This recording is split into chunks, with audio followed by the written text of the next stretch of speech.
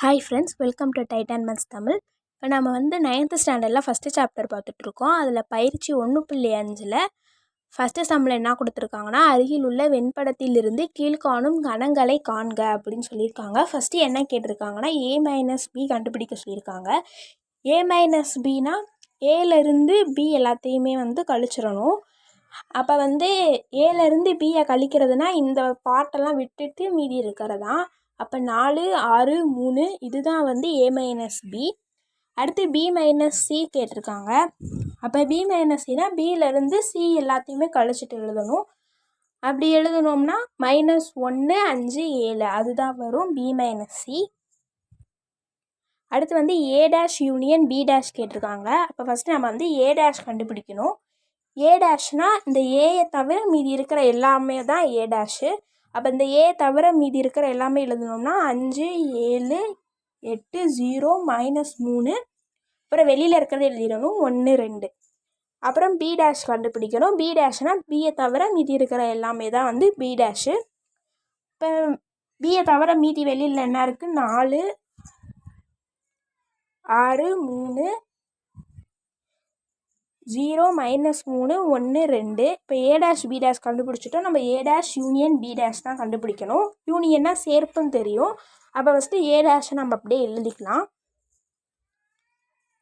அடுத்து b' எழுதணும். 4, 6, 3.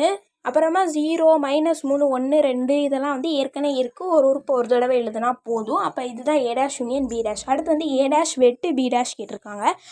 வெட்டுனா நமக்கு தெரியும், இந்த ரெண்டுலேயுமே காமனாக இருக்கிறதா வெட்டு. அப்போ இங்கே 0 இருக்குது, இங்கே 0, -3, -3, 1, 1, 2, 2 இது எல்லாமே ரெண்டுலேயுமே காமனாக இருக்குது. அப்போ -3, 0, 1, 2 இதுதான் a' வெட்டு b'. அடுத்து b union c whole dash கேட்டிருக்காங்க. அப்போ ஃபஸ்ட்டு நம்ம b யூனியன் c கண்டுபிடிக்கணும். இப்போ பிலேயும் சிலேயும் இருக்கிற எல்லா உறுப்பும் சேர்த்து தான் b யூனியன் c.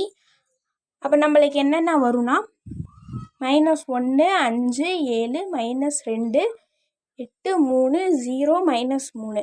இப்போ நம்மளுக்கு தெரியும் b யூனியன் c ஹோல் டேஷுன்னு வந்தாலே அதை தவிர மீதி இருக்கிற எல்லாமே. அப்போ b யூனியன் c தவிர மீதி இருக்கிற எல்லாத்தையுமே எழுதணும். அப்போ இந்த தவிர இதில் மீதி என்ன இருக்குதுன்னா, இது ரெண்டே விட்டுட்டோம்னா நம்மளுக்கு 4, 6, 1, 2 இது மட்டும்தான் நம்மளுக்கு மீதி இருக்குது. அப்போ 4, 6, 1, 2 தான் b union c whole dash. அடுத்து a-b யூனியன் c கேட்டிருக்காங்க. நம்ம ஏற்கனவே b யூனியன் c கண்டுபிடிச்சி வச்சுருக்கோம். அதை அப்படியே எழுதிக்கலாம். இதை நம்ம ஏல இருந்து கழிச்சிட்டு ஏல மீதி இருக்கிற உறுப்புகள்லாம் எழுதணும். அதுதான் a-b யூனியன் c. அப்போ ஃபஸ்ட்டு நம்ம ஏல என்னென்ன உறுப்புகள்லாம் இருக்குன்ட்டு பார்க்கணும். ஏல 4, -1, 6, -2, 3 இதுதான் இருக்குது. b யூனியன் c அப்படியே எழுதிக்கிறோம். இப்போ ஏல b யூனியன் cயில் இருக்கிற உறுப்புகள் என்னென்ன இருக்கோ அதெல்லாத்தையும் கேன்சல் பண்ணிடலாம். அப்போ -1 b யூனியன் cயில் இருக்குது. அப்போ அதை எடுத்துடலாம். -2 இருக்குது, -3 இருக்குது.